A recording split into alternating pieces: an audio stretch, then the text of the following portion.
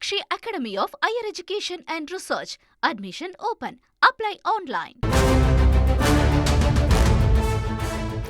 கேரளாவில் விபத்தில் சிக்கிய சரக்கு கப்பல் தொடர்பாக தற்பொழுது அங்கு பணிகள் என்பது நடைபெற்று வரக்கூடிய நிலையில் அங்கு ஆஸ்மெட் என்ற வாகனம் விரைந்திருக்கிறது. அண்மை செய்தியாக பார்த்து கொண்டிருக்கிறோம்.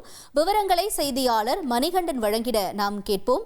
மணிகண்டன் வணக்கம். இந்த ஆஸ்மெட் வாகனத்தினுடைய சிறப்புகள் என்ன? எதற்காக இந்த வாகனம் தற்பொழுது அங்கு செல்ல இருக்கிறது? என்ன நிலவரம்?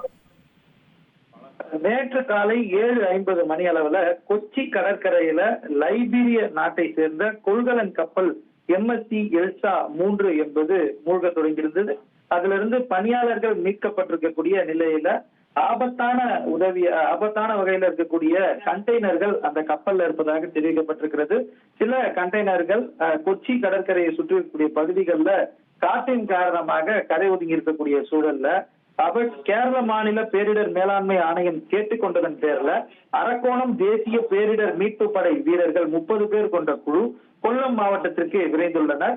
ஹச்மார்ட் என்ற வாகனம் மூலமாக இவர்கள் பயணப்பட்டிருக்கின்றனர். இந்த ஹச்மார்ட் என்ற வாகனத்தை பொறுத்தவரையில ரசாயனம், கதிர்வீச்சு, உயிரியல் அபாயங்கள் ஏற்படும் பட்சத்துல இந்த பிரத்யேக தொழில்நுட்பம் கொண்ட வாகனத்திலிருந்து கண்காணிக்க முடியும் என்றும், மேலும் சேட்டலைட் தொலைத்தொடர்பு சாதனங்கள் இந்த வாகனத்துல பொருத்தப்பட்டிருப்பதால பேரிடர் அபாயங்களை இந்த வாகனம் மூலம் கண்காணிக்க முடியும் எனவும், சிறப்பு பயிற்சி பெற்ற தேசிய பேரிடர் மீட்பு படை வீரர்களும் இந்த வாகனத்துல சென்று அந்த நிலைமைக்கு ஏற்றவாறு கேரள மாநில பேரிடர் மேலாண்மை ஆணையத்திற்கு உதவி செய்வதற்கு தற்போது கொச்சி, கொல்லம் விரைந்திருக்கின்றனர்.